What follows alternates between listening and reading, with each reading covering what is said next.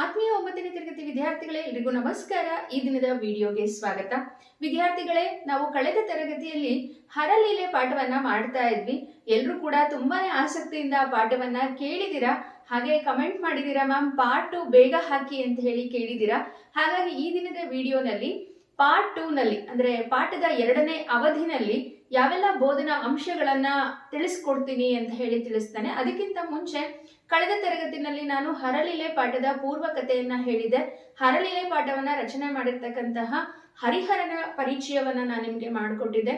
ಹಾಗೆ ಅದ್ರ ಜೊತೆ ಪಾಠದ ಆಶಯ ಏನು, ಹಾಗೆ ಪ್ರವೇಶ ಭಾಗದಲ್ಲಿ ಏನಿದೆ, ಅದ್ರ ಜೊತೆ ನಂಬಿಯಣ್ಣ ಯಾರು, ಆತ ಭೂಲೋಕದಲ್ಲಿ ಮನುಷ್ಯರಾಗಿ ಯಾಕೆ ಜನಿಸಿದ, ಮುಂತಾದ ಕಥೆಗಳನ್ನ ಹೇಳಿದ್ದೆ. ಹಾಗೇನೆ ಮತ್ತೊಂದು ವಿಷಯವನ್ನ ಕೂಡ ಹೇಳಿದ್ದೆ. ನಂಬಿಯಣ್ಣನ ಮತ್ತೊಂದು ಹೆಸರು ಸೌಂದರ ಪೆರುಮಾಳ ಅಂತ ಹೇಳಿ. ಇಲ್ಲಿ ಸೌಂದರ ಪೆರುಮಾಳ್ ನರಸಿಂಹಮುನಿಯ ಸಾಕು ಮಗನಾಗಿರ್ತಾನೆ. ಸೊ ಇಲ್ಲಿ ಈತನಿಗೆ ಮದುವೆ ನಿಶ್ಚಯ ಆಗಿದೆ.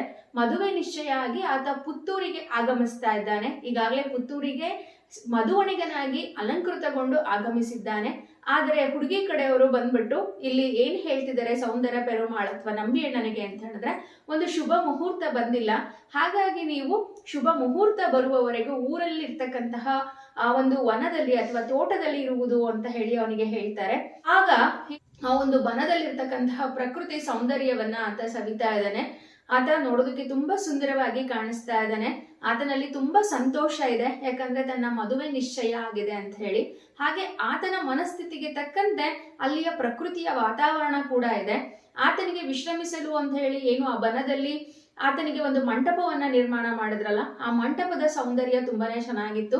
ಹಾಗೆ ಆ ಮಂಟಪದಿಂದ ಸ್ವಲ್ಪ ದೂರದಲ್ಲೇ ಒಂದು ಕೊಳ ಇತ್ತು. ವಿಶ್ರಾಂತಿ ತೆಗೆದುಕೊಳ್ಳೋದಕ್ಕೆ ಅಂತ ಹೇಳಿ ಬಂದು ಆ ಸಿಂಹಾಸನದ ಮೇಲೆ ಕೂತ್ಕೊಳ್ತಾನೆ. ಸುತ್ತ ಪರಿಸರವನ್ನ ಗಮನಿಸಿದಾಗ ಅಲ್ಲೇ ಹತ್ತಿರದಲ್ಲಿದ್ದಂತಹ ಆ ಕೊಳದಲ್ಲಿನ ನೈದೆಲೆಗಳು ನಾಚಿ ಮುದುಡಿ ಹೋಗಿರುತ್ತೆ. ಅದೇ ರೀತಿ ಇಲ್ಲಿ ನಂಬಿಯಣ್ಣ ಕೂಡ ತನ್ನ ಮದುವೆ ಅಂತ ಹೇಳಿ ನಾಚಿಕೆಯನ್ನ ಪಟ್ಕೊಳ್ತಿದ್ದಾನೆ. ಜೊತೆಗೆ ಚಕೋರ ಪಕ್ಷಿಗಳು ವಿರಹ ವೇದನೆಯಲ್ಲಿ ಬಳಲ್ತಾ ಇತ್ತು. ಹಾಗೆ ಇಲ್ಲಿ ನಂಬಿಯಣ್ಣ ಕೂಡ ಅದೇ ವಿರಹ ವೇದನೆಯಲ್ಲಿದ್ದ. ಹಾಗೆ ಹೇಗೆ ದುಂಬಿಗಳು ಹೂವನ್ನ ಹೀರುತ್ತೋ ಅದೇ ರೀತಿ ತನ್ನ ಸಾಂಸಾರಿಕ ಜೀವನ ಯಾವ ರೀತಿ ಇರುತ್ತೆ ಅನ್ನೋ ಉತ್ಸುಕದಲ್ಲಿ ಇಲ್ಲಿ ನಂಬಿಯಣ್ಣ ಇದ್ದಾನೆ.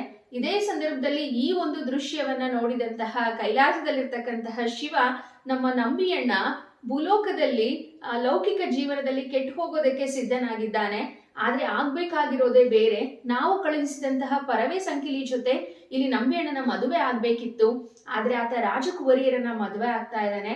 ಕೂಡಲೇ ಈ ಮದುವೆಯನ್ನ ನಿಲ್ಲಿಸ್ಬೇಕು ಅಂತ ಹೇಳಿ ಇಲ್ಲಿ ಶಿವ ತನ್ನ ಪತ್ನಿಯರೊಂದಿಗೆ ಮಾತನಾಡ್ತಾ ಇರೋದನ್ನ ನೋಡ್ಬೋದು. ಅಲ್ಲಿ ತನಕ ಆಗಿತ್ತು ಅಂತ ಹೇಳಿ ಅನ್ಕೊಳ್ತಾನೆ.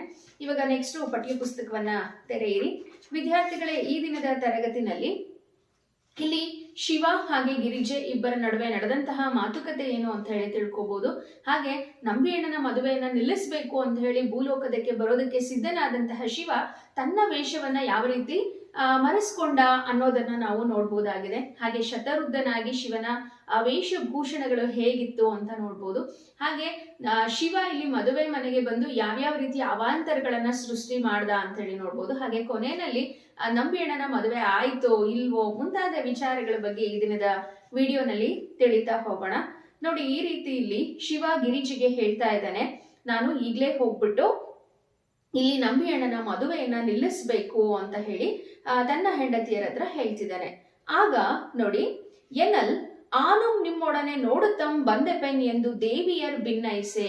ಯಾವಾಗ ಶಿವ ನಾನು ಭೂಲೋಕಕ್ಕೆ ಹೋಗ್ತೀನಿ ಅಂತ ಹೇಳ್ತಾನೋ ಆಗ ಶಿವನ ಹೆಂಡತಿಯರಾದಂತಹ ಗಿರಿಜೆ ಮತ್ತೆ ಗಂಗೆ ಇಬ್ಬರು ಕೂಡ ಏನ್ ಹೇಳ್ತಿದ್ದಾರೆ, ನಾವು ಕೂಡ ನಿಮ್ಮ ಜೊತೆ ಬರುತ್ತೇವೆ, ನಾವು ನಿಮ್ಮ ಜೊತೆ ಬಂದ್ಬಿಟ್ಟು ನೀವ್ ಏನ್ ಮಾಡ್ತೀರಾ ಭೂಲೋಕದಲ್ಲಿ ಅನ್ನೋದನ್ನ ನೋಡ್ತೀವಿ ಅಂತ ಹೇಳಿ ಹೇಳ್ತಾ ಇದ್ದಾರೆ. ಆಗ ನೋಡಿ ಇಲ್ಲಿ ಏನ್ ಹೇಳ್ತಾ ಇದ್ದಾನೆ ಶಿವ, ನೀನ್ ಅತ್ಯಂತ ಕರುಣಿ, ನಾ ಮಾಡ್ಪುದು ಅತಿ ನಿಷ್ಠುರ ಚರಿತ್ರಂ ಆದೊಡಂ, ನೀನು ಬಂದು ಆವ ಊರೊಳಿರ್ದನ್ ಎನ್ನಲ್ ಅಲ್ಲಿಯ ದೇವಾಲಯದೊಳ್ ಇರುತ್ತೆ ಬರ್ಪುದು ಎಂದು ಕರುಣಿಸಿ ವಿಚಿತ್ರ ಮತ್ತಂ ದೇವಿಯರ್ ನೋಡಲ್ ಓರ್ವ ಶತರುದ್ಧನ್ ಆಗಿ ನಿಂದಿರ್ದನು ಎಂತು ಎಂದೊಡೆ. ನೋಡಿ ಇಲ್ಲಿ ಶಿವ ಏನ್ ಹೇಳ್ತಾನೆ, ನಾನು ಮಾಡೋದಕ್ಕೆ ಹೋಗ್ತಿರೋದು ಕೆಟ್ಟ ಕೆಲಸ, ಒಂದು ಮದುವೆಯನ್ನ ತಡೆಯೋದಕ್ಕೆ ಹೋಗ್ತಾ ಇದ್ದೇನೆ, ಆದ್ರೆ ನೀವು ಅತ್ಯಂತ ಮಯಿಗಳು, ಆದ್ರೆ ನಾನು ಮಾಡೋ ಕೆಟ್ಟ ಕೆಲಸದಲ್ಲಿ ನೀವು ಬಂದು ಅಲ್ಲಿ ಏನ್ ಮಾಡ್ತೀರಾ, ನೀವು ಬರೋದು ಬೇಡ, ಅಷ್ಟಕ್ಕೂ ನೀವು ಬಂದ್ರು ಕೂಡ ಎಲ್ಲಿರ್ತೀರಾ ಅಲ್ಲಿ ಅಂತ ಹೇಳಿದಾಗ ಊರ ಹೊರಗಿನ ದೇವಾಲಯದಲ್ಲಿ ಇರ್ತೀವಿ ಅಂತ ಹೇಳಿ ಹೇಳ್ತಾರೆ. ಸರಿ ಆಯ್ತು, ಹಾಗಿದ್ರೆ ನಾನು ನಿಮ್ಮನ್ನ ಕರ್ಕೊಂಡು ಹೋಗ್ತೇನೆ ಅಂತ ಹೇಳಿ ಶಿವ ಅವ್ರನ್ನ ಕರ್ಕೊಂಡು ಹೋಗೋದಕ್ಕೆ ಸಿದ್ಧನಾಗ್ತಾನೆ. ಆ ದೇವಿಯರು ನೋಡ್ತಾ ನೋಡ್ತಾ ಇದ್ದಂಗ್ಲೇನೆ ಶಿವ ಶತವೃದ್ಧನಾಗಿ ತನ್ನ ವೇಷವನ್ನ ಮರೆಸ್ಕೊಳ್ತಾನೆ. ಶತವೃದ್ಧ ಅಂದ್ರೆ 100 ವರ್ಷದ ಹಣ್ಣು ಮುದುಕನಾಗಿ ಆತ ಬದಲಾಗ್ತಾನೆ. ಶಿವ ಯಾವ ರೀತಿ ಬದಲಾದ, ಆತನ ವೇಷಭೂಷಣಗಳು ಹೇಗಿತ್ತು ಅನ್ನೋದನ್ನ ನೆಕ್ಸ್ಟ್ ಕೊಟ್ಟಿದ್ದಾರೆ ನೋಡಿ. ಅಪಾದ ಮಸ್ತಕ ಪರ್ಯಂತರ ಉದ್ಧೂಳಿಸಿದ ವಿಭೂತಿಯ ತಲೆಯಂ ಮೈಯಂ ನರೆತರೆಗಳ್ ಆಗಿ ಜಡೆಯ ಚಂದ್ರಕಳೆ ಕೊಡೆಯಾಗೆ ಪಿಡಿದ ತ್ರಿಶೂಲಂ ಕೊಡೆಯ ಕಾವಾಗೆ ಕಟ್ಟಾಂಗಂ ಎಷ್ಟಿಯಾಗೆ ಆಭರಣದೊಳು ಒಂದು ಸರ್ಪಂ ಪ್ರಮಾಣ ಪತ್ರಂ ಆಗೆ. ನೋಡಿ ಇಲ್ಲಿ ಯಾವ ರೀತಿ ಶಿವನ ವೇಷಭೂಷಣಗಳು ಬದಲಾಯಿತು ಅಂದ್ರೆ, ಅಪಾದ ಮಸ್ತಕ ಪರ್ಯಂತ ಉದ್ಧೂಳಿಸಿದ ವಿಭೂತಿಯ ತಲೆಯಂ, ಆತನ ವೇಷ ಹೇಗೆ ಬದಲಾಯಿತು ಅಂತ ಹೇಳಿದ್ರೆ ಅಪಾದ ಮಸ್ತಕ ಅಂತ ಹೇಳಿದ್ರೆ, ಮಸ್ತಕ ಅಂದ್ರೆ ತಲೆ, ಪಾದ ಅಂದ್ರೆ ಕೆಳಗೆ, ಕೆಳಗಿನಿಂದ ಮೇಲಿನವರೆಗೂ ವಿಭೂತಿ ಬಳಿದ ದೇಹದ ರೀತಿ ಆ ಮುದುಕನ ಮೈ ಆಯ್ತು. ಉದ್ದೂಳಿಸಿದ ಅಂದ್ರೆ ಧರಿಸಿದಂತಹ ವಿಭೂತಿಯ ತಲೆ. ಮೈಯಂ, ಆತ ಮೈಗೂ ಕೂಡ ವಿಭೂತಿಯನ್ನ ಧರಿಸಿದ್ದಾನೆ, ಹಣೆಗೂ ಕೂಡ ವಿಭೂತಿಯನ್ನ ಧರಿಸಿದ್ದಾನೆ. ನರೆ ತೆರೆಗಳ್, ನರೆ ಅಂದ್ರೆ ಬಿಳಿಯದಾದಂತಹ ಕೂದಲುಗಳು ಆತನಿಗೆ ಇದೆ. ಆತನ ಜಡೆ ಏನಿತ್ತಲ್ಲ, ಮುಂಚೆ ಶಿವನ ಜಡೆ ಹೇಗಿರುತ್ತೆ, ಉದ್ದ ಇರುತ್ತೆ, ಆ ಉದ್ದ ಕೂದಲು ಇವಾಗ ಏನಾಗ್ಬಿಟ್ಟಿದೆ, ಚಿಕ್ಕ ಬಿಳಿಯ ಕೂದಲು ಆಗ್ಬಿಟ್ಟಿದೆ. ಚಂದ್ರಕಳೆ ಕೊಡೆಯಾಗೆ, ಶಿವನ ತಲೆನಲ್ಲಿ ಚಂದ್ರ ಇರುತ್ತೆ, ನೀವು ನೋಡಿರ್ಬೋದು. ಆ ಚಂದ್ರ ಇಲ್ಲಿ ಒಂದು ಕೊಡೆಯಾಗಿ ಬದಲಾಯಿತು. ಅಂದ್ರೆ ವಯಸ್ಸಾದವ್ರಿಗೆ ಬಿಸಿಲಾಗಲ್ಲ ಅಲ್ವಾ, ಛತ್ರಿ ಹಿಡ್ಕೊಂಡು ಓಡಾಡ್ತಿರ್ತಾರೆ, ಹಾಗಾಗಿ ಇಲ್ಲಿ ಶಿವನ ತಲೆಯ ಮೇಲಿರ್ತಕ್ಕಂತಹ ಚಂದ್ರ ಕೊಡೆಯಾಗಿ ಬದಲಾಯಿತು. ಪಿಡಿದ ತ್ರಿಶೂಲಂ, ಶಿವನ ಕೈಯಲ್ಲಿ ತ್ರಿಶೂಲ ಇರುತ್ತಲ್ವಾ, ಶಿವ ಹಿಡಿದಂತಹ ತ್ರಿಶೂಲ ಕೊಡೆಯ ಕಾವಾಗೆ, ಕೊಡೆಯ ಕಾವು ಅಂದ್ರೆ ಕೊಡೆಗೆ ಇಟ್ಕೊಳ್ಳೋದಕ್ಕೆ ಹಿಡಿಕೆ ಇರುತ್ತೆ ನೋಡಿ, ಆ ಹಿಡಿಕೆಯಾಗಿ ಬದಲಾಯಿತು. ನಂತರ ಕಟ್ಟಾಂಗಂ ಎಷ್ಟಿಯಾಗೆ, ಕಟ್ಟಾಂಗ ಅಂದ್ರೆ ಶಿವನ ಹತ್ರ ಒಂದು ಬುರುಡೆ ಇರೋದು, ಒಂದು ಕೋಲ್ ಇರುತ್ತೆ, ನೋಡಿರ್ತೀರ ನೀವು. ಆ ಕೋಲಿನಿದೆಯಲ್ಲ ಅದು ಊರುಗೋಲಾಗಿ ಬದಲಾಯಿತು. ವಯಸ್ಸಾದವ್ರಿಗೆ ಊರುಗೋಲ್ ಬೇಕಲ್ಲ ಓಡಾಡೋದಕ್ಕೆ, ಆ ಊರುಗೋಲಾಗಿ ಬದಲಾಯಿತು. ಹಾಗೆಯೇ ಆಭರಣದೋಳ್ ಒಂದು ಸರ್ಪಂ ಪ್ರಮಾಣ ಪತ್ರಂ ಆಗೆ, ಶಿವನ ಆಭರಣ ಅಂದ್ರೆ ಯಾವುದು, ಕತ್ತಿಗೆ ಹಾಕೊಳ್ಳೋದು ಹಾವು, ಆ ಹಾವು ಏನಾಗಿ ಬದಲಾಯಿತು, ಒಂದು ಪ್ರಮಾಣ ಪತ್ರ ಆಗಿ, ಒಂದು ಪತ್ರ ಆಗಿ ಬದಲಾಯಿತು. ಕಮಲಜ ಶಿರಂ ಕಮಂಡಲಂ ಆಗೆ, ಕಮಲಜ ಶಿರ ಅಂತ ಹೇಳಿದ್ರೆ ಇಲ್ಲಿ ಶಿವ ಬ್ರಹ್ಮನ ಶಿರವನ್ನ ಕತ್ತರಿಸಿರ್ತಾನೆ. ತನ್ನ ಮಗಳನ್ನೇ ಬ್ರಹ್ಮ ವರಿಸಿದ್ದಾನೆ ಅಂತ ಹೇಳ್ಬಿಟ್ಟು ಆತನಿಗೆ ಕೋಪ ಬಂದು ಬ್ರಹ್ಮನ ಶಿರವನ್ನ ಕತ್ತರಿಸಿರ್ತಾನೆ. ಹಾಗಾಗಿ ಆ ಬ್ರಹ್ಮನ ಶಿರ ಏನು ಶಿವನ ಬಳಿ ಇತ್ತಲ್ವಾ, ಆ ಬ್ರಹ್ಮನ ಶಿರ ಕಮಂಡಲ ಆಗಿ ಬದಲಾಯಿತು. ಪುಲಿತೊವಲ್ ಗಜ ಚರ್ಮಂ ಉಟ್ಟ ಹೊದೆದ ವೇಷ್ಟಿಗಳ ಹಾಗೆ, ಇನ್ನ ಶಿವ ಧರಿಸಿದಂತಹ ಹುಲಿಯ ಚರ್ಮ ಹಾಗೆ ಆನೆಯ ಚರ್ಮ ಏನಿದೆಯಲ್ವಾ, ಅದು ವೇಷ್ಟಿಗಳಾಗಿ, ವೇಷ್ಟಿ ಅಂತ ಹೇಳಿದ್ರೆ ಬಟ್ಟೆ, ಪಂಚೆ ಶಲ್ಯ ಈ ರೀತಿಯಾಗಿ ಬದಲಾಯಿತು. ಮೆಟ್ಟಿದ ನಾಗಾಸುರಂ, ಮೆಟ್ಟಿದ ಅಂತ ಹೇಳಿದ್ರೆ ಶಿವ ಒಬ್ಬ ರಾಕ್ಷಸನನ್ನ ಸಂಹಾರ ಮಾಡಿರ್ತಾನೆ, ನಾಗಾಸುರ ಅಂತ ಹೇಳಿ. ಆ ನಾಗಾಸುರನನ್ನ ಯಾವಾಗ್ಲೂ ಶಿವ ಕಾಲ ಕೆಳಗಡೆ ಹಾಕೊಂಡಿರ್ತಾನೆ. ನೀವು ಯಾವ್ದಾದ್ರು ಶಿವನ ಪಿಕ್ಚರ್ ಅಲ್ಲಿ ನೋಡ್ಬೋದು. ಆ ನಾಗಾಸುರ ಅನ್ನೋ ರಾಕ್ಷಸ ಪಾದರಕ್ಷೆಗಳಾಗಿ ಬದಲಾದನಂತೆ. ಹಾಗೆ ಕಟ್ಟಿದ ಶಿರೋಮಾಲೆ ಜಪಮಾಲೆಯಾಗಿ, ಶಿರೋಮಾಲೆ ಅಂತ ಹೇಳಿದ್ರೆ ಶಿವ ಇಲ್ಲಿ ತಲೆ ಬುರುಡೆಗಳ ಹಾರವನ್ನ ಹಾಕೊಂಡಿರ್ತಾನಲ್ವಾ, ಆ ತಲೆ ಬುರುಡೆಗಳ ಹಾರ ಏನಿದೆಯಲ್ವಾ ಜಪಮಾಲೆಯಾಗಿ, ಜಪ ಮಾಡುವಾಗ ಎಣಿಸ್ತಾರಲ್ಲ ಮಾಲೆ, ಆ ಮಾಲೆಯಾಗಿ ಶಿವ ಮಹಾರುದ್ಧನಾಗಿ ಬದಲಾದ. ಈ ರೀತಿ ವೇಷವನ್ನ ಮರೆಸ್ಕೊಂಡು ಕೈಲಾಸದಿಂ ಚೋಳ ದೇಶದ ಮಣಮುಂದ ಪುತ್ತೂರ ಮದುವೆ ಚಪ್ಪರದ ಮುಂದೆ ಇಳಿಹಿದಂತೆ ಇರ್ದನ್. ಈ ರೀತಿ ತನ್ನ ವೇಷಭೂಷಣಗಳನ್ನೆಲ್ಲ ಬದಲಾಯಿಸಿಕೊಂಡು ಶಿವ ಮಣಮಂದ ಪುತ್ತೂರಿನ ಮದುವೆ ಮಂಟಪದ ಬಳಿ ಬಂದಿಳಿದ. ಕೈಯ ಕೊಡೆಯಂ ಮೈಯ ತೆರೆಯಂ ಜೋಲ್ವ ಪೂರ್ವಿಂ ನೇಲ್ವ ತೋಳ ತೊವಲಿಂ ಇಟ್ಟ ವಿಭೂತಿಯಂ ಊರಿದ ಎಷ್ಟಿಯ ಕೋಲಿಂ ಪಿಡಿದ ಕಮಂಡಲದಿಂ ಇಳಿದ ಬೆಳು ಗಡ್ಡದಿಂ ನಡುಗುವ ನರೆತಲೆಯಿಂ ನರೆತು ಸಡಿಲ್ವ ಸರ್ವಂಗದಿಂ ಪುಣ್ಯಂ ಪಣ್ಣಾದಂತೆ ಒಮ್ಮೊಮ್ಮೆ ಕೆಮ್ಮುತ್ತ ಒಮ್ಮೊಮ್ಮೆ ಗೊಹೆ ಗೊಹೆ ಗುಟ್ಟುತ್ತ ಶಿಥಿಲಾಕ್ಷರಗಳಿಂ ನಮಃ ಶಿವಾಯ ಎನ್ನುತ್ತ ಎನ್ನಲ್ ಅದರಂತೆ ನಡುಗುತ್ತಂ ಹೊರಗೆ ನೆರೆದ ನರವಿಗಳ್ ಎಲ್ಲಂ ನೋಡುತ್ತಿರಲು ಮೆಲ್ಲ ಮೆಲ್ಲನೆ ಚಪ್ಪರದ ಬಾಗಿಲಿಗೆ ಬಂದೊಡೆ ಅವರ್ ಪೊಗಲ್ ಈಯದೆ ಇರ್ದೊಡೆ ಆವಂದಿರ್ ಅರಿಯದಂತೆ ಪೊಗುತಪ್ಪ ಆಗಳ್. ನೋಡಿ, ಈ ರೀತಿ ವೇಷವನ್ನ ಮರೆಸ್ಕೊಂಡಂತಹ ಶಿವ ವಿವಾಹ ಮಂಟಪದ ಹತ್ರ ಬಂದು ನಿಂತ್ಕೊಳ್ತಾನೆ, ಅಂದ್ರೆ ಮದುವೆಯ ಮನೆಯ ಆಚೆ ಬಂದು ನಿಂತ್ಕೊಳ್ತಾನೆ. ಮತ್ತೆ ಇಲ್ಲಿ ಆತ ಯಾವ ರೀತಿ ಕಾಣಿಸ್ತಾ ಇದ್ದಾನೆ ಅಂತ ಹೇಳಿ ಕವಿ ಹೇಳ್ತಾ ಇದ್ದಾರೆ ನೋಡಿ. ಕೈಯ ಕೊಡೆಯಂ, ಆತನ ಕೈನಲ್ಲಿ ಒಂದು ಛತ್ರಿ ಇದೆ. ಮೈಯ ತೆರೆ, ಮೈ ಮೇಲೆಲ್ಲ ಸುಕ್ಕಾಗಿದೆ. ಸುಕ್ಕಂದ್ರೆ ಈಗ ವಯಸ್ಸಾದವ್ರ ಚರ್ಮ ತುಂಬಾ ಸುಕ್ಕಾಗಿರುತ್ತೆ ನೋಡಿ, ಆ ರೀತಿ ಆತನ ಮೈಯೆಲ್ಲ ಸುಕ್ಕುಗಟ್ಬಿಟ್ಟಿದೆ. ಜೋಲ್ವ ಪೂರ್ವಿಂ, ಜೋಲ್ವ ಅಂದ್ರೆ ನೇತಾಡ್ತಕ್ಕಂತಹ ಅಥವಾ ಜೋತಾಡ್ತಕ್ಕಂತಹ ಹುಬ್ಬುಗಳು, ಆತನ ಐಬ್ರೋಸ್ ಎಲ್ಲ ಜೋತಾಡ್ತಾ ಇತ್ತು. ಜೊತೆಗೆ ನೇಲ್ವ ತೋಳಂ, ನೇಲ್ವ ಅಂದ್ರೆ ನೇತಾಡ್ತಕ್ಕಂತಹ ಆತನ ತೋಳುಗಳೇನಿತ್ತಲ್ವಾ, ಈ ತೋಳುಗಳು ಅದೆಲ್ಲ ನೇತಾಡ್ತಾ ಇತ್ತು. ಇಟ್ಟ ವಿಭೂತಿಯಂ, ಆತ ವಿಭೂತಿಯನ್ನ ಧರಿಸಿದ್ದಾನೆ. ಹಾಗೆ ಊರಿದ ಎಸ್ಟಿಯಂ, ಒಂದು ಊರುಗೋಲನ್ನ ಆತ ಊರಿದ್ದಾನೆ. ಕೈಯಲ್ಲಿ ಕಮಂಡಲವನ್ನ ಹಿಡಿದಿದ್ದಾನೆ. ಹಾಗೆ ಬೆಳುಗಡ್ಡ, ಬಿಳಿಯದಾದಂತಹ ಗಡ್ಡ ಇದೆ. ನಡುಗುವ ನರೆ, ನಡುಗುವ ನರೆ ಅಂತ ಹೇಳಿದ್ರೆ ನಡತಕ್ಕಂತಹ ಬಿಳಿ ಕೂದಲಿನ ತಲೆ. ನರೆತು ಸಡಿಲ್ವ ಸರ್ವ ಅಂಗದಿಂ, ಅಂದ್ರೆ ಆತನಿಗೆ ತುಂಬಾ ವಯಸ್ಸಾಗ್ಬಿಟ್ಟಿದೆ, ಆತನ ದೇಹದಲ್ಲಿ ಶಕ್ತಿನೇ ಇಲ್ಲ. ಶಕ್ತಿ ಇಲ್ದೇನೆ ಆತನ ಸರ್ವ ಅಂಗಗಳು ಏನಾಗ್ತಿದೆ, ನಡುಗ್ತಾ ಇದೆ. ವಯಸ್ಸಾಗಿರೋನ ನೋಡ್ಬೋದು, ಅವ್ರ ಬಾಡಿ ನಡುಗ್ತಾ ಇರುತ್ತೆ. ಆ ರೀತಿ ಶಿವನು ಕೂಡ ಇಲ್ಲಿ ನಡುಗ್ತಾ ಇದ್ದಾನೆ. ಒಟ್ಟಾರೆಯಾಗಿ ಯಾವ ರೀತಿ ಕಾಣಿಸ್ತಾ ಇದ್ದಾನೆ ಅಂದ್ರೆ, ಪುಣ್ಯಂ ಪಣ್ಣಾದಂತೆ, ಯಾವುದೋ ಒಂದು ಹಣ್ಣು ತುಂಬಾ ಹಣ್ಣಾದಾಗ ಯಾವ ರೀತಿ ಮುಟ್ಟಿದ್ರೆ ಸಾಕು ಒಳಗಡೆ ಹೋಗುತ್ತೋ, ಅಥವಾ ಮುಟ್ಟಿದ್ರೆ ಎಲ್ಲಿ ಒಡೆದು ಹೋಗ್ಬಿಡುತ್ತೆ ಅನ್ಸುತ್ತೋ, ಆ ರೀತಿ ಶಿವ ಪುಣ್ಯವೇ ಹಣ್ಣಾದಂತೆ ಇಲ್ಲಿ ಕಾಣಿಸ್ತಿದ್ದಾನೆ. ಆತನ ವೇಷಭೂಷಣ ಈ ರೀತಿ ಆದ್ರೆ, ಆತ ಮದುವೆ ಮಂಟಪದ ಹತ್ರ ಯಾವ ರೀತಿ ಬರ್ತಾ ಇದೆ ನೋಡಿ. ಒಮ್ಮೊಮ್ಮೆ ಕೆಮ್ಮುತ್ತ ಜೋರಾಗಿ, ವಯಸ್ಸಾದವ್ರಿಗೆ ಕಫ, ಗೂರ್ಲು ಈ ರೀತಿ ಕಾಯಿಲೆಗಳಿರುತ್ತೆ, ಆತ ಜೋರಾಗಿ ಕೆಮ್ತಾ ಬರ್ತಾ ಇದ್ದಾನೆ. ಒಮ್ಮೊಮ್ಮೆ ಗೊಹೆ ಗೊಹೆ ಗುಟ್ಟುತ್ತ, ಗೊಹೆ ಗೊಹೆ ಅಂತ ಹೇಳಿದ್ರೆ ಜೋರಾಗಿ ಶಬ್ದವನ್ನ ಮಾಡ್ತಾ ಶಿಥಿಲಾಕ್ಷರಗಳನ್ನ ಹೇಳ್ತಿದ್ದಾನೆ. ಶಿಥಿಲಾಕ್ಷರಗಳು ಅಂದ್ರೆ ತೊದಲು ಧ್ವನಿನಲ್ಲಿ ಓಂ ನಮಃ ಶಿವಾಯ, ನಮಃ ಶಿವಾಯ ಅಂತ ಹೇಳಿ ಆತ ಶಿವನ ಸ್ಮರಣೆಯನ್ನ ಮಾಡುತ್ತಾ ಅದರಂತೆ ನಡುಗುತ್ತಂ ನೋಡಿ. ಆತ ಏನ್ ಮಾಡ್ತಿದ್ದಾನೆ, ಶಿವ ಸ್ಮರಣೆಯನ್ನ ಮಾಡ್ಕೊಂಡು ಆ ಛತ್ರಿ ಹಿಡ್ಕೊಂಡು, ಊರ್ಗೋಲನ್ನ ಹಿಡ್ಕೊಂಡು ನಿಧಾನವಾಗಿ ನಡ್ಕೊಂಡು ಆತ ಮದುವೆ ಮಂಟಪಕ್ಕೆ ಬರ್ತಾನೆ. ಮದುವೆ ಮಂಟಪಕ್ಕೆ ಬರ್ತಾನೆ. ಅದರಂತೆ ನಡುಗುತ್ತಂ ಹೊರಗೆ ನೆರೆದ ನರವಿಗಳಂ ಎಲ್ಲಾ ನೋಡುತ್ತಿರಲು. ಈ ರೀತಿ ಒಬ್ಬ ವಿಶಿಷ್ಟ ವೇಷಧಾರಿ ಬಂದ ಅಂದ್ರೆ ಜನ ಎಲ್ಲ ನೋಡೋದಕ್ಕೆ ಶುರು ಮಾಡ್ತಾರಲ್ವಾ ಆತನ, ಎಲ್ರು ಕೂಡ ಆತನನ್ನ ನೋಡೋದಕ್ಕೆ ಶುರು ಮಾಡ್ತಾರೆ.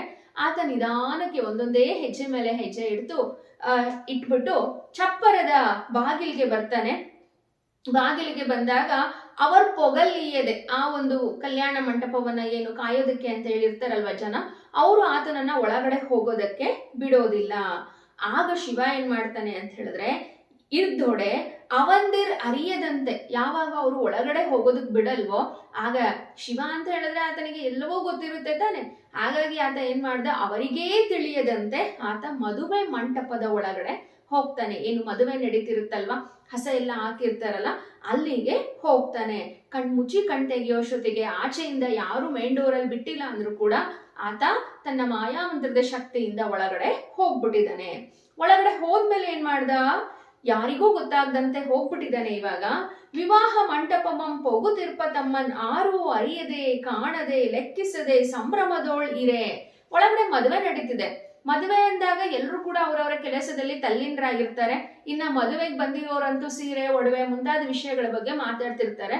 ಎಲ್ರು ಕೂಡ ಅವರವರ ಲೋಕದಲ್ಲಿ ಅವರಿದ್ದಾರೆ. ಈತ ಬಂದಿರೋದನ್ನ ಯಾರು ಕೂಡ ಗಮನಿಸ್ಲಿಲ್ಲ, ಯಾರು ಕೂಡ ಗಮನಿಸ್ತಿಲ್ಲ, ನನ್ನನ್ನ ಯಾರು ಕೂಡ ಗಣನೆಗೆ ತೆಗೆದುಕೊಳ್ತಿಲ್ಲ, ನನ್ನ ಯಾರು ಲೆಕ್ಕಿಸ್ತಿಲ್ಲ, ಎಲ್ಲರೂ ಕೂಡ ಅವರವರ ಸಂಭ್ರಮದಲ್ಲಿ ಇದ್ದಾರೆ ಅಂತ ಹೇಳ್ಬಿಟ್ಟು ಇಲ್ಲಿ ಶಿವ ಅದನ್ನೆಲ್ಲ ನೋಡ್ತಾ ಇದ್ದಾನೆ. ಅಂದ್ರೆ ಆ ಶತವೃದ್ಧ ಎಲ್ಲವನ್ನ ನೋಡ್ತಾ ಮನದೊಳ್ ನಗುತ್ತಂ, ಇನ್ನೆಷ್ಟೊತ್ತು ಈ ರೀತಿ ಇರ್ತೀರಾ, ಇರಿ ಅಂತ ಹೇಳಿ ಮನಸ್ಸಿನಲ್ಲಿ ಆತ ನಗುತ್ತಾ ಕೋಲನ್ನ ಊರುತ್ತೆ, ಆತನ ಕೈಯಲ್ಲಿದ್ದಂತಹ ಕೋಲನ್ನ ಊರುತ್ತಾ ಕೆಮ್ಮುತ್ತಾ ಅಂದ್ರೆ ಜೋರಾಗಿ ಕೆಮ್ತಾ, ಅಂದ್ರೆ ಎಲ್ಲರದು ಅಟೆನ್ಷನ್ ಈ ಕಡೆ ಬರ್ಲಿ ಅಂತ ಹೇಳ್ಬಿಟ್ಟು ಜೋರಾಗಿ ಕೆಮ್ಮುತ್ತಾ ಸಾಲ್ಕೊಂಡಿರ್ದ ತುಪ್ಪದ ಕೊಡಂಗಳ್ ನಾಲ್ಕೆರಡನ್ನೆಡಹಿ ನಮ ಶಿವಾಯ ಎಂಬ ವೃದ್ಧ ಧ್ವನಿ ಪುಟ್ಟೆ.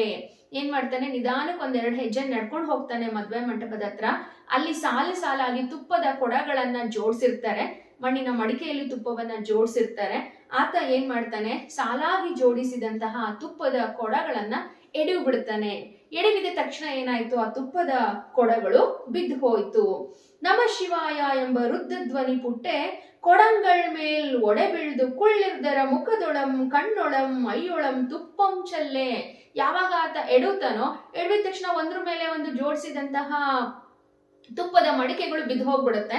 ಬಿದ್ದು ಹೋಗಿ ಸುತ್ತಮುತ್ತ ಇದ್ದವರ ಮೈ ಮೇಲೆ, ಕಣ್ಣಲ್ಲಿ ಎಲ್ಲ ಕಡೆ ತುಪ್ಪ ಚೆಲ್ಬಿಡುತ್ತೆ. ಅವ್ರು ಹಾಕೊಂಡಿದಂತಹ ಬಟ್ಟೆಯ ಮೇಲೆಲ್ಲ ತುಪ್ಪ ಚೆಲ್ ಹೋಗ್ಬಿಡುತ್ತೆ.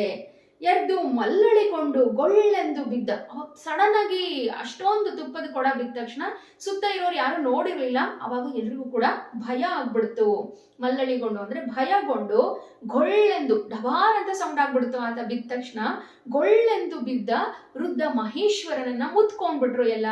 ಏನಿದು ಶಬ್ದ ಅಂತ ಹೇಳಿ ಆತ ಏನು ಎಡವಿ ಬಿದ್ಬಿಟ್ನಲ್ವಾ, ಆತನನ್ನ ಎಲ್ಲರೂ ಕೂಡ ಸುತ್ತುವರೆದ್ರು. ಎತ್ತ ಅನುವಾಗಿ ನಂತರ ಯಾರೋ ಬಿದ್ಬಿಟ್ಟಿದ್ದಾರೆ ಅಂತ ಹೇಳಿ ನಿಧಾನಕ್ಕೆ ಅಲ್ಲಿರ್ತಕ್ಕಂತಹ ಜನ ಎಲ್ಲ ಆತನ ಕೈ ಹಿಡಿದು ಮೇಲಕ್ಕೆ ಎತ್ತಿದಿರು. ಆತನನ್ನ ಎತ್ತುವುದಕ್ಕೆ ಮುಂದಾದಾಗ ಮೆಲ್ಲನೆ ನೆಗಪಿನಿಂದು ಇರಿಸಲ್ ನಿಧಾನಕ್ಕೆ ಎದ್ದೇಳಿಸಿ ಆತನನ್ನ ನಿಲ್ಲಿಸ್ತಿದ್ದಾರೆ. ನಿಲ್ಲಿಸಿದ್ಮೇಲೆ 2 ಅಡಿ ಇಟ್ಟು ನಂತರ ಮುದುಕ ಏನ್ ಮಾಡ್ದ, ಮತ್ತೆ 2 ಅಡಿ ಹೆಜ್ಜೆಯನ್ನ ಇಟ್ಟು ದಡದಡಿಸಿ ನೋಡುವ ಜನ ಎಲ್ಲಂ ಎಲೆ ವೃದ್ಧನ ಬಿದ್ದನ್ ಎಂಬಲ್ಲಿ ಮುನ್ನಂ ನಿಲಲ್ ಆರದೆ ಹಳಿಲೇನೆ ಗಳಿಗೆ ಬಟ್ಟಲ ಮೇಲೆ ಬೀಳೆ ಕಳಸಿಗೆ ಒಡೆದು ಗಳಿಗೆ ಬಟ್ಟಲು ಮುರಿದು ತಂಡುಲಂ ಚಲ್ಲಿ ಜೋಯಿಸರ್ ಎಲ್ಲಂ ಕೆದರಿಪೋಗೆ. ನೋಡಿ ಇಲ್ಲಿ ಏನಾಯ್ತು, ಫಸ್ಟ್ ತುಪ್ಪದ ಕೊಡದ ಮೇಲೆ ಬಿದ್ದ.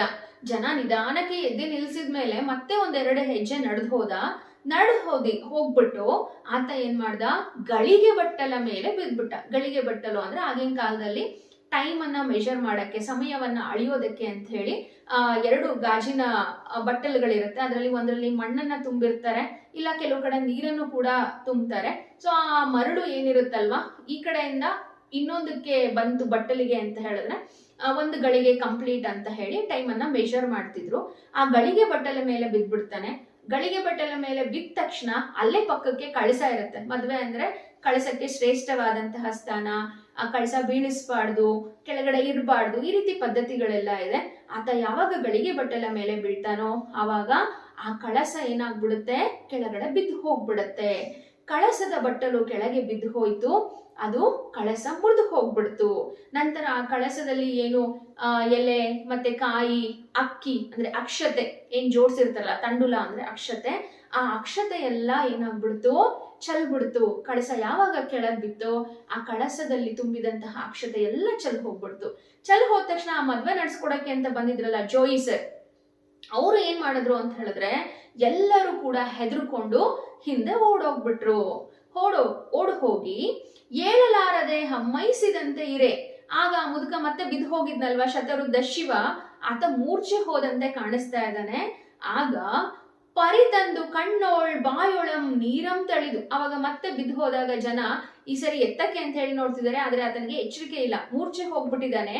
ಆವಾಗ ಸ್ವಲ್ಪ ನೀರನ್ನ ತಂದ್ಬಿಟ್ಟು ಆತನ ಕಣ್ಣಿಗೆ ನೀರನ್ನ ಚಿಮುಕಿಸ್ತಿದ್ದಾರೆ, ಬಾಯೊಳಗೆ ಸ್ವಲ್ಪ ನೀರನ್ನ ಹಾಕ್ತಿದ್ದಾರೆ. ಎಂತಕ್ಕೆ ಎಚ್ಚರಿಸಿ ಎತ್ತುವರ ಕೈಯ ಬಾಯೋಳ್ ಜೀವಂ ಹಿಡಿಯಬಾರದು, ಮುಟ್ಟಬಾರದು, ನೋಡಬಾರದು, ನುಡಿಸಲ್ ಅರಿದು ಪಿಡಿದು ಬಿಟ್ಟಡೆ ತುಪ್ಪದ ಕೊಡನ್ ಮೇಲಲ್ಲದೆ ಬೀಳಂ. ಹೇಗೋ ಕಷ್ಟಪಟ್ಟು ನೀರ್ ಚುಮ್ಕಿಸಿ ಆತನ ಬಾಯಿಗೆ ಸ್ವಲ್ಪ ನೀರ್ ಹಾಕಿ ಆತನಿಗೆ ಎಚ್ಚರಿಕೆ ಏನೋ ಮಾಡಿಸಿದ್ರು. ನಿಧಾನಕ್ಕೆ ಮತ್ತೆ ಆತನನ್ನ ಎತ್ತಿ ನಿಲ್ಲಿಸ್ತಿದ್ದಾರೆ. ಆತನಿಗೆ ಎಷ್ಟೇ ನಿಧಾನಕ್ಕೆ ಎತ್ತಿ ನಿಲ್ಲಿಸಿದ್ರು ಕೂಡ ಮತ್ತೆ ಅದೇ ಅವಾಂತರವನ್ನ ಮಾಡ್ತಿದ್ದಾನೆ. ಈಗ ಒಂದ್ಸರಿ ಆಗ್ಲೇ ತುಪ್ಪದ ಕೊಡಗಳೆಲ್ಲ ಒಡೆದು ಹೋಯ್ತು, ಗಳಿಗೆ ಬಟ್ಟಲು ಒಡೆದೋಯ್ತು, ಕಳಸ ಎಲ್ಲ ಒಡೆದು ಹೋಗ್ಬಿಡ್ತು, ಕಳಸದಲ್ಲಿ ಇದ್ದಂತಹ ಅಕ್ಷತೆ ಎಲ್ಲ ಚೆಲ್ ಹೋಯ್ತು. ಇವಾಗ ಮತ್ತೆ ಇನ್ನೊಂದು ಕಡೆ ಜೋಡಿಸಿದಂತಹ ತುಪ್ಪದ ಕೊಡದ ಮೇಲೆ ಬಿದ್ದ. ಆತ ತುಪ್ಪದ ಕೊಡದ ಮೇಲೆ ಅಲ್ದೇನೆ ಎಲ್ಲೂ ಬೀಳ್ತಿರ್ಲಿಲ್ಲ, ಮತ್ತೆ ತುಪ್ಪದ ಕೊಡದ ಮೇಲೆ ಬಿದ್ಬಿಟ್ಟ. ಬಿದ್ದ ತಕ್ಷಣ ಜನರಿಗೆಲ್ಲ ಇಲ್ಲಿ ಸಿಟ್ಟು ಬಂದ್ಬಿಡ್ತು. ಆತನನ್ನ ಮುಟ್ಟೋದಕ್ಕೂ ಕೂಡ ಅಲ್ಲಿ ಇರ್ತಕ್ಕಂಥ ಜನರಿಗೆ ಒಂದ್ ಸ್ವಲ್ಪ ನಾಚಿಕೆ ಆಗ್ತಿದೆ. ಆತನ ವೇಷಭೂಷಣ ಅದನ್ನೆಲ್ಲ ನೋಡ್ಬಿಟ್ಟು ಆತ ಮತ್ತೆ ತುಪ್ಪದ ಕೊಡದ ಮೇಲೆ ಬಿದ್ಬಿಟ್ಟ. ಆಗ ಜನರಿಗೆ ಕೋಪ ಬಂದ್ಬಿಟ್ಟು ಈ ವೃದ್ಧ ಬ್ರಾಹ್ಮಣನ್, ಆತನ ವೇಷಭೂಷಣದಿಂದ ಗೊತ್ತಾಗ್ತಿತ್ತು ಆತ ಒಬ್ಬ ಬ್ರಾಹ್ಮಣ ಅಂತ ಹೇಳಿ, ಈ ವಯಸ್ಸಾಗಿರ್ತಕ್ಕಂತಹ ಬ್ರಾಹ್ಮಣನನ್ನ ಈ ಮುಪ್ಪಿನ ಮರುಳನನ್, ಅಂದ್ರೆ ಮರುಳು ಅಂತ ಹೇಳಿದ್ರೆ ವಯಸ್ಸಾಗಿರ್ತಕ್ಕಂಥವನು ಅಂತ ಹೇಳಿ, ಈ ವಯಸ್ಸಾಗಿರ್ತಕ್ಕಂತಹ ಹುಚ್ಚನ ರೀತಿ ಆಡ್ತಕ್ಕಂತಹ ವ್ಯಕ್ತಿಯನ್ನ ಈ ಗೌತಮನ ಗೋವು ಅಂತ ಹೇಳಿದ್ರೆ ಹಸು, ಗೋವು ಅಂದ್ರೆ ಹಸು, ತುಂಬಾ ಬಡಕಲಾಗಿರ್ತಕ್ಕಂಥ ಹಸು ಅಂದ್ರೆ ಆ ರೀತಿ ಇದ್ದ ಶಿವ. ನೋಡೋದಿಕ್ಕೆ ತುಂಬಾ ತೆಳುವಾದಂತಹ ದೇಹ ಇತ್ತು. ಈ ಬ್ರಹ್ಮಹತ್ಯಕಾರನ್, ಬ್ರಹ್ಮಹತ್ಯ ದೋಷಿಯನ್ನ ಪೊಗಿಸಿದರೆ, ಯಾರು ಮಂಟಪದ ಒಳಗಡೆ ಬರೋದಕ್ಕೆ ಬಿಟ್ಟಿದ್ದು, ತಂದರ್, ಯಾರು ಈತನನ್ನ ಕರ್ಕೊಂಡ್ ಬಂದಿದ್ದು, ಇದು ಅಪಶಕುನ. ಇಲ್ಲೆಲ್ಲ ತುಪ್ಪದ ಕೊಡಗಳು ಬಿದ್ದು ಹೋಯ್ತು, ಕಳಸ ಒಡೆದು ಹೋಯ್ತು. ಇದು ಅಪಶಕುನದ ಮುನ್ಸೂಚನೆ. ಇನ್ನು ಏನ್ ಈ ಮದುವೆ ಹಸನಾಗದು. ಅಲ್ಲಿ ಸೇರಿದಂತಹ ಜನ ಎಲ್ಲ ಹೇಳ್ತಿದ್ದಾರೆ, ಇಷ್ಟೊಂದು ಅವಾಂತರ ಆಗಿದೆ ಅಂತಂದ್ರೆ ಇನ್ನ ಈ ಮದುವೆ ಹಸನಾಗೋದಿಲ್ಲ, ಶುಭವಾಗೋದಿಲ್ಲ ಈ ಮದುವೆಗೆ ಅಂತ ಹೇಳಿ ಎಲ್ಲರೂ ಹೇಳುತ್ತಾರೆ. ಎಲ್ಲರೂ ಮೆಲ್ಲನೆ ಕೈಯಂ ಕಾಲಂ ಪಿಡಿದು, ಆ ಮುದುಕ ಹೋಗು ಹೋಗು ಅಂದ್ರೆ ಆಚೆ ಹೋಗ್ತಾನೆ ಇರ್ಲಿಲ್ಲ. ಅವಾಗ ಜನಕ್ಕೆ ಸಿಟ್ಟು ಬಂದು ಮದ್ವೆಗೆ ಬಂದಿದ್ದ ಜನ ಏನ್ ಮಾಡಿದ್ರು ಗೊತ್ತಾ, ಆ ಮುದುಕನ ಕೈ ಕಾಲು ಹಿಡ್ಕೊಂಡು ಎತ್ ಬಿಡ್ತಾರೆ. ಎತ್ಬಿಟ್ಟು ಏನ್ ಮಾಡಿದ್ರು, ಕೈಯಂ ಕಾಲಂ ಪಿಡಿದು ಎತ್ತಿಕೊಂಡು ಹೋಗಿ ತಮ್ಮ ಆಯುಷ್ಯ ಭಾಷೆಗಳಂ ಪೊರಗೆ ಇಡುವಂತೆ. ಅಂದ್ರೆ ಇಲ್ಲಿ ಏನ್ ಮಾಡಿದ್ರು, ಆ ಮುದುಕನನ್ನ ಎತ್ಕೊಂಡು ಯಾವುದೋ ಒಂದು ಬೇಡವಾಗಿರೋ ವಸ್ತುವನ್ನ ಯಾವ ರೀತಿ ಹೊರಗಡೆ ಹಾಕ್ತಾರೋ ಆ ರೀತಿಯ ಆ ವೃದ್ಧನನ್ನ ಎತ್ಕೊಂಡು ಹೊರಗಡೆ ಹಾಕಿದ್ರು. ಚಪ್ಪದ ಪೊರಗೆ ಮೆಲ್ಲನೆ ಇಳುಪಿ, ಆ ಚಪ್ಪರದ ಹತ್ರ ಇಳಿಸ್ಬಿಡ್ತಾರೆ. ಈ ವಿಪ್ರನ ಪೊಗಲ್ ಈಯದಿರಿ, ಹಾಗೆ ಕಾವಲುಗಾರನಿಗೆ ಏನ್ ಹೇಳ್ತಾರೆ, ಈತನನ್ನ ಮತ್ತೆ ಒಳಗಡೆ ಬಿಡಬೇಡಿ, ಈ ವೃದ್ಧನನ್ ಪೊಗಿಸದಿರಿ, ಯಾವುದೇ ಕಾರಣಕ್ಕೂ ಆತ ಮದುವೆ ಮಂಟಪದ ಒಳಗಡೆ ಬರಬಾರ್ದು ಎಂದು ಬಾಗಿಲ ಅವನ್ ಅದು ಹತ್ತೆ ಕದವನ್ ಇಕ್ಕಿ ಒಳಗಂ ಪೊಗುವ ಐಸಕ್ಕೆ. ಎಲ್ರು ಕೂಡ ಇವನನ್ನ ಒಳಗಡೆ ಬಿಡ್ಬೇಡಿ ಅಂತ ಕಾವಲುಗಾರನಿಗೆ ಆಜ್ಞೆಯನ್ನ ಮಾಡಿ ಆತನನ್ನ ಅಲ್ಲಿ ಇಳಿಸಿ ಎಲ್ರು ಕೂಡ ಒಳಗಡೆ ಬಂದು ಆ ಕಲ್ಯಾಣ ಮಂಟಪದ ಬಾಗಿಲನ್ನ ಹಾಕ್ತಾರೆ. ಮತ್ತೆ ಆತ ಒಳಗಡೆ ಬರಬಾರ್ದು ಅಂತ ಹೇಳಿ ಕಲ್ಯಾಣ ಮಂಟಪದ ಬಾಗಿಲನ್ನ ಹಾಕಿ ಅವರಿಂ ಮುನ್ನಂ ಹಾಕ್ಬಿಟ್ಟು ಈ ಕಡೆ ಮಂಟಪದ ಕಡೆ ತಿರುಗಿ ನೋಡ್ತಾರೆ. ಮಂಟಪದ ಕಡೆ ತಿರುಗಿ ನೋಡೋಷ್ಟೊತ್ತಿಗೆ ಈ ಎಲ್ಲಾ ಜನರಿಗಿಂತ ಮುಂಚೆ ಆ ವೃದ್ಧ ಆಗ್ಲೇ ಬಂದು ಎಲ್ಲಿದ್ದಾನೆ, ಕಲ್ಯಾಣ ಮಂಟಪದ ಹತ್ರ, ಏನು ಮಂಟಪ ಇತ್ತಲ್ಲ ಮದುವೆಯ ಮಂಟಪ, ಅಲ್ಲಿ ಇದ್ದಾನೆ. ಒಳಗಂ ಪೊಕ್ಕು ತೋರಣದ ತಳಿರಂ ಪರಿದು ಶಿವದಿಡುತ್ತ, ಒಳಗಡೆ ಬಂದ್ಬಿಟ್ಟಿದ್ದಾನೆ ಆಲ್ರೆಡಿ. ಆ ಮದುವೆ ಹಸೆ ಮನೆ ಏನು ಮಂಟಪ ಹಾಕಿರ್ತಾರ ತಾಳಿ ಕಟ್ಸಕ್ಕೆ ಅಂತ ಹೇಳಿ, ಆ ಮಂಟಪಕ್ಕೆ ಮಾವಿನ ತೋರಣವನ್ನ ಕಟ್ಟಿದ್ರು. ಎಲ್ರು ಕೂಡ ಅದನ್ನ ಆಚೆ ಇಳಿಸ್ಬಿಟ್ಟು ಬಾಗಿಲು ಹಾಕೊಂಡು ಒಳಗ್ ಬರೋಷ್ಟೊತ್ತಿಗೆ ಅವ್ರಿಗಿಂತ ಮುಂಚೆನೆ ಬಂದು ಅಲ್ಲಿ ಹಾಕಿದಂತಹ ಮಾವಿನ ತೋರಣವನ್ನೆಲ್ಲ ಕೀಳುತ್ತಾ ನಿಂತಿದ್ದ. ಅವರ್ ಕಂಡು ಬೆರಗಾಗಿ, ಆಗ ಜನರಿಗೆ ನೋಡಿ ಆಶ್ಚರ್ಯ ಆಗ್ಬಿಡ್ತು. ಜನರು ಬೆರಗಾಗಿ ಈಗಳಿಂತು ಪೊರಗೆ ಇರಿಸಿದಾಗ, ಅಯ್ಯೋ ನಾವ್ ಇವಾಗ ತಾನೇ ಇವನನ್ನ ಆಚೆ ಬಿಟ್ಬಿಟ್ಟು ಬಂದಿದ್ವಿ ಅಲ್ವಾ, ಅಂತೆ ಬಂದು ಮುಂದೆ ಇರ್ದಪ್ಪನ್, ಆದ್ರೆ ನಮ್ಗಿಂತ ಮುಂಚೆ ಹೇಗ್ ಬಂದಾಯ್ತಾ, ಇವಾಗ ತಾನೇ ಒಳಗಡೆ ಇಳಿಸಿ ನಾವು ಬಾಗಿಲು ಹಾಕಿದೀವಿ, ಆದ್ರೆ ನಮಗಿಂತ ಮುಂಚೆನೆ ಈತ ಬಂದ್ಬಿಟ್ಟು ಮಾವಿನ ತೋರಣವನ್ನ ಕಿತ್ತಾ ಇದ್ದಾನಲ್ಲ, ಈ ವೃದ್ಧಂ ಕಿರುಕುಳನಲ್ಲ. ನಾವ್ ಅನ್ಕೊಂಡಿದ್ವಿ ಈ ವಯಸ್ಸಾಗಿರೋ ಮುದುಕ ಈ ಮದ್ವೆಗೆ ತೊಂದರೆ ಕೊಡಕ್ ಬಂದಿದ್ದಾನೆ ಅಂತ ಹೇಳಿ ಅನ್ಕೊಂಡಿದ್ವಿ, ಆದ್ರೆ ಈತ ತೊಂದರೆ ಕೊಡಕ್ ಬಂದಿರೋ ತರ ಅನ್ನಿಸ್ತಿಲ್ಲ. ಈತ ಕಾರಣಿಕನ್ ಆಗಲ್. ಕಾರಣಿಕನ್ ಅಂತ ಹೇಳಿದ್ರೆ ಒಬ್ಬ ಈತ ಯಾರೋ ಅಸಾಧಾರಣ ಪುರುಷ ಇರ್ಬೇಕು, ಒಂದಷ್ಟು ಶಕ್ತಿ ಇರ್ತಕ್ಕಂತಹ ಮನುಷ್ಯ ಇರ್ಬೇಕು, ಈತ ಸಾಮಾನ್ಯವಾದಂತಹ ಮನುಷ್ಯ ಅಲ್ವೇ ಅಲ್ಲ, ಈತ ಯಾರೋ ಕಾರಣಿಕನ್ ಆಗಲ್ ವೇಳ್ಕುಂ, ಯಾರೋ ಕಾರಣಿಕನೇ ಇರಬೇಕು ಎಂದು ಆತನನ್ನೇ ನೋಡುತ್ತಾ ನಿಂತರು. ಈ ರೀತಿ ಶಿವ ಮದುವೆಯ ಮಂಟಪಕ್ಕೆ ಬಂದು ಆ ನಡಿಬೇಕಾದಂತಹ ಮದುವೆಗೆ ಏನ್ ಮಾಡ್ದ, ಭಗ್ನವನ್ನ ತಂದ. ಇನ್ನ ಮದುವೆ ನಡೆಯುತ್ತಾ ಕೇಳ್ಬೇಕಾ ಕತೆ. ಮುಂದೆ ಏನಾಯ್ತು ಅಂದ್ರೆ ಮಕ್ಳೇ, ಯಾವಾಗ ಆತ ಮದುವೆ ಮನೆಯಲ್ಲಿ ಇಷ್ಟೆಲ್ಲ ಅವಾಂತರವನ್ನ ಸೃಷ್ಟಿ ಮಾಡಿದ್ನೋ, ಜನ ಹೇಳಿದ್ರು ಇನ್ನ ಈ ಮದುವೆ ನಡೆಯೋದಿಲ್ಲ ಅಂತ ಹೇಳಿ ಹೇಳಿದ್ರು. ಅಷ್ಟ್ ಹೊತ್ತಿಗೆ ಏನಾಯ್ತು ಅಂತ ಹೇಳಿದ್ರೆ, ಇಲ್ಲಿ ಸೌಂದರ ಪೆರುಮಾಳ್ ಏನಿದನಲ್ವಾ ನಂಬಿ ಅಣ್ಣ, ಆತ ಕೂಡ ಮಂಟಪದ ಹತ್ರ ಬರ್ತಾ ಇರ್ತಾನೆ. ಆವಾಗ ನಂಬಿ ಅಣ್ಣ ಬಂದದನ್ನ ನೋಡಿ ಶಿವ ಏನಂತ ಹೇಳ್ತಾನೆ ಅಂತ ಹೇಳಿದ್ರೆ, ಅಲ್ಲಿರೋ ಜನರಿಗೆಲ್ಲ, ಈತನಿಗೆ ಯಾಕೆ ನಿಮ್ಮ ಮಕ್ಕಳನ್ನ ಕೊಟ್ಟು ಮದ್ವೆ ಮಾಡ್ತೀರಾ, ಈತ ರಾಜವಂಶಕ್ಕೆ ಸೇರಿದಂತವನಲ್ಲ, ಈತನ ವಂಶಕ್ಕೆ ಸೇರಿದಂತವನು, ತೊತ್ತು ಅಂದ್ರೆ ಸೇವಕರ ವಂಶಕ್ಕೆ ಸೇರಿದಂತವನು. ನೀವು ಈತನಿಗೆ ನಿಮ್ಮ ಹೆಣ್ಮಕ್ಳನ್ನ ಮದ್ವೆ ಮಾಡ್ಕೊಟ್ಬಿಟ್ಟು ನಿಮ್ಮ ವಂಶವನ್ನ ಕೆಡಿಸ್ಕೋಬೇಡಿ ಅಂತ ಹೇಳಿ ಹೇಳ್ತಾನೆ. ಆಗ ನಂಬಿ ಅಣ್ಣನಿಗೆ ಕೋಪ ಬರುತ್ತೆ. ಇದುವರೆಗೂ ನನ್ನ ಮದುವೆ ಅಂತ ಹೇಳಿ ಎಷ್ಟೊಂದು ಆನಂದದಿಂದ ನಾನಿದ್ದೆ, ಆದ್ರೆ ಈತ ಯಾರು ಬಂದು ನನ್ನ ಮದುವೆಯನ್ನ ತಡೀತಾ ಇದ್ದಾನೆ, ಸಾಲದಕ್ಕೆ ನನ್ ಮೇಲೆ ಈ ರೀತಿ ಎಲ್ಲ ಹೇಳ್ತಾ ಇದ್ದಾನೆ ಅಂತ ಹೇಳಿ ಕೋಪ ಬಂದ್ಬಿಡುತ್ತೆ. ಆಗ ಆ ಹುಡುಗಿ ಕಡೆಯವ್ರು ಏನ್ ಮಾಡ್ತಾರೆ, ರಾಜಕುಮಾರಿಯರ ಕಡೆಯವರು ಇವನ್ ಜೊತೆ ಮದ್ವೆ ಮಾಡ್ಕೊಡೋದಿಕ್ಕೆ ಒಪ್ಪೋದಿಲ್ಲ. ಇಲ್ಲ ನಾವು ಮದ್ವೆ ಮಾಡ್ಕೊಡಲ್ಲ, ಸೇವಕರ ವಂಶಕ್ಕೆ ಸೇರಿದವನು ಅಂತ ಹೇಳ್ಬಿಟ್ಟು ಅವ್ರು ಹೇಳ್ತಾರೆ. ಅವಾಗ ನಂಬಿ ಅಣ್ಣ ನಂಬೋದಿಲ್ಲ, ಮುದುಕನ ಕೇಳ್ತಾನೆ, ನಾನು ಸೇವಕನ ವಂಶಕ್ಕೆ ಸೇರಿದವನು ಅಂತ ಹೇಳಿ ಹೇಳೋದಕ್ಕೆ ನಿಂಗೆ ಏನಿದೆ ಸಾಕ್ಷಿ ಅಂದಾಗ, ನನ್ನ ಪ್ರಾರಂಭದಲ್ಲಿ ಹೇಳಿದ್ದೆ ಶಿವನ ವೇಷಭೂಷಣಗಳಲ್ಲಿ ಒಂದಾದಂತಹ ಸರ್ಪ ಒಂದು ಪ್ರಮಾಣ ಪತ್ರ ಆಗಿ ಬದಲಾಯಿತು ಅಂತ ಹೇಳಿದೆ ಅಲ್ವಾ. ಆ ಪ್ರಮಾಣ ಪತ್ರವನ್ನ ತೆಗೆದ್ಬಿಟ್ಟು ಎಲ್ಲರ ಹತ್ರನೂ ತೋರಿಸ್ತಾನೆ.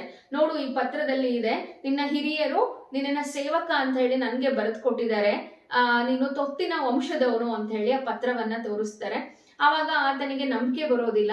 ಬಾಯಲ್ಲಿ ನಿನ್ನ ಹುಟ್ಟೂರಿಗೆ ಕರ್ಕೊಂಡು ಹೋಗ್ತೀನಿ ಅಂತ ಹೇಳಿ ಅವರ ಊರಿಗೆ ಕರ್ಕೊಂಡು ಹೋಗ್ಬಿಟ್ಟು ಅಲ್ಲಿದ್ದಂತಹ ಒಂದಷ್ಟು ಹಿರಿಯರು, ಅಂದ್ರೆ ಶಿವನ ನಾಟಕ ಅಂದ್ಮೇಲೆ ಎಲ್ಲರೂ ಕೂಡ ಶಿವನಿಗೆ ಅಲ್ಲಿ ಸಪೋರ್ಟ್ ಮಾಡ್ತಾ ಇರ್ತಾರಲ್ವೇ, ಹಾಗಾಗಿ ಅಲ್ಲಿದ್ದಂತಹ ಹಿರಿಯರಲ್ಲಿ ಸ್ವಲ್ಪ ಜನ ಏನ್ ಮಾಡ್ತಾರೆ, ಇವ್ರು ಯಾರು ಹೇಳಿ ಈಶಾನ ಭಟ್ಟರು ಮುಂತಾದವ್ರು ಬರ್ತಾರೆ, ನೀವು ನಂಬಿಯಣ್ಣನ ರಗಳೆ ಓದಿ ಗೊತ್ತಾಗುತ್ತೆ. ಸೊ ಮುಂತಾದ ವ್ಯಕ್ತಿಗಳನ್ನ ಕೇಳಿದಾಗ ಹೌದು ನೀನು ತೊತ್ತಿನ ವಂಶದವನು ಅಂತ ಹೇಳ್ತಾರೆ. ಅವಾಗ ಅವನಿಗೆ ಕೋಪ ಬಂದ್ಬಿಡುತ್ತೆ. ಕೋಪ ಬಂದು ನಂಬಿಯಣ್ಣ ಏನ್ ಮಾಡ್ತಾನೆ, ಆ ಶಿವನ ಕೈಯಲ್ಲಿತ್ತಲ್ಲ, ಶತರುದ್ಧನ ಕೈಯಲ್ಲಿತ್ತಲ್ಲ ಪ್ರಮಾಣ ಪತ್ರ, ಆ ಪ್ರಮಾಣ ಪತ್ರವನ್ನ ಹರಿದು ಹಾಕ್ಬಿಡ್ತಾನೆ. ಹರಿದು ಹಾಕ್ಬಿಟ್ಟು ಇನ್ನ ನೀನು ತೊತ್ತಿನ ವಂಶದವನು ಅಂತ ಹೇಗ್ ಸಾಬೀತುಪಡಿಸ್ತೀಯ, ಇವಾಗ ಹೇಳು, ನಾನು ನಿನ್ನ ಹತ್ರ ಇದ್ದಂತ ಸಾಕ್ಷಿಯನ್ನೇ ನಾನು ನಾಶ ಮಾಡ್ಬಿಟ್ಟಿದ್ದೀನಿ ಅಂತಾನೆ. ಅವಾಗ ಮತ್ತೆ ಶಿವ ಹೇಳ್ತಾನೆ, ನನಗೆ ಗೊತ್ತು ನೀನ್ ಈ ರೀತಿ ಮಾಡ್ತೀಯಾ ಅಂತ ಹೇಳಿ, ಅದಕ್ಕೆ ನನ್ನ ಹೆಂಡತಿ ಹೇಳಿದ್ದು ಇದನ್ನ ಒರಿಜಿನಲ್ ಕಾಪಿ ತಂದಿಲ್ಲ, ನಾನು ನಕಲು ಕಾಪಿಯನ್ನ ತಂದಿದ್ದೀನಿ, ಈ ಪತ್ರದ ಅಸಲಿ ಕಾಪಿ ಮನೆಯಲ್ಲಿದೆ ಅಂತ ಹೇಳಿ ಹೇಳ್ತಾನೆ. ಹೌದಾ ನಡಿ, ನಾನು ಅದನ್ನು ಕೂಡ ನಾಶ ಮಾಡ್ತೀನಿ ಅಂತ ಹೇಳಿ ಹೇಳ್ತಾನೆ. ಅವಾಗ ಶಿವ ಮುಂದೆ ಹೋಗ್ತಾನೆ. ಶಿವ ಹೋಗ್ತಾ ಹೋಗ್ತಾ ಆತ ಏನು ಊರ ಹೊರಗಿನ ದೇವಾಲಯ ಇತ್ತಲ್ವಾ, ಆ ದೇವಾಲಯದ ಒಳಗಡೆ ಹೋಗ್ಬಿಡ್ತಾನೆ, ಶಿವಾಲಯದ ಒಳಗಡೆ ಹೋಗ್ತಾನೆ. ಇಲ್ಲಿ ನಂಬಿಯಣ್ಣ ಕೂಡ ಆ ವೃದ್ಧನನ್ನ ಹಿಂಬಾಲಿಸ್ಕೊಂಡು ಆ ದೇವಸ್ಥಾನದ ಒಳಗಡೆ ಹೋಗ್ಬಿಡ್ತಾನೆ. ದೇವಸ್ಥಾನದ ಒಳಗಡೆ ಹೋದ ತಕ್ಷಣ ಆ ವೃದ್ಧನನ್ನ ನೋಡ್ತಾನೆ. ವೃದ್ಧ ಎಲ್ಲೂ ಕಾಣಿಸ್ತಿರಲ್ಲ. ಆ ವೃದ್ಧ ಏನಿದ್ನಲ್ವಾ ದೇವಾಲಯದ ಶಿವಾಲಯದ ಅಲ್ಲಿ ಐಕ್ಯನಾಗ್ಬಿಟ್ಟಿರ್ತಾನೆ. ಅವಾಗ ಆ ಒಂದು ಸ್ಥಳಕ್ಕೆ ಹೋದಾಗ ನಂಬಿಯಣ್ಣ ಅಥವಾ ಸೌಂದರ ಪೆರುಮಾಳ್ಗೆ ತನ್ನ ಹಿಂದಿನ ತಪ್ಪುಗಳೆಲ್ಲ ನೆನಪಾಗತ್ತೆ. ಅಂದ್ರೆ ಆತ ಪುಷ್ಪದತ್ತ ಆಗಿದ್ದು, ಪರವೆ ಸಂಕಲಿನ ವಿವಾಹ ಆಗ್ಬೇಕಾಗಿದ್ದು, ಸೊ ಎಲ್ಲ ವಿಷಯಗಳು ಆಗ ನಂಬಿಯಣ್ಣನಿಗೆ ನೆನಪಾಗಿ, ಅಯ್ಯೋ ಶಿವನೇ ನನ್ನನ್ನ ಕರ್ಕೊಂಡು ಹೋಗೋದಕ್ಕೆ ಬಂದಿದ್ದಾನೆ, ನಾನು ನನ್ನ ಸಂಸಾರಿಕ ಜೀವನದಲ್ಲಿ ಕೆಟ್ಟು ಹೋಗೋ ಪರಿಸ್ಥಿತಿನಲ್ಲಿ ಇದ್ದೆ, ಅದಕ್ಕೋಸ್ಕರ ಸಾಕ್ಷಾತ್ ಶಿವನೇ ಭೂಲೋಕಕ್ಕೆ ಈ ರೀತಿಯ ವೇಷವನ್ನ ಮರೆಸ್ಕೊಂಡು ಬಂದಿದ್ದಾನೆ ಅಂತ ಹೇಳಿ ನಂಬಿಯಣ್ಣನಿಗೆ ಇಲ್ಲಿ ಗೊತ್ತಾಗುತ್ತೆ. ಸೊ ಕತೆ ಎಲ್ರಿಗೂ ಕೂಡ ಅರ್ಥ ಆಯ್ತು ಅಂತ ಅನ್ಕೊಂಡು ಈ ದಿನದ ತರಗತಿಯನ್ನ ಮುಗಿಸ್ತಾ ಇದ್ದೀನಿ. ಧನ್ಯವಾದಗಳು.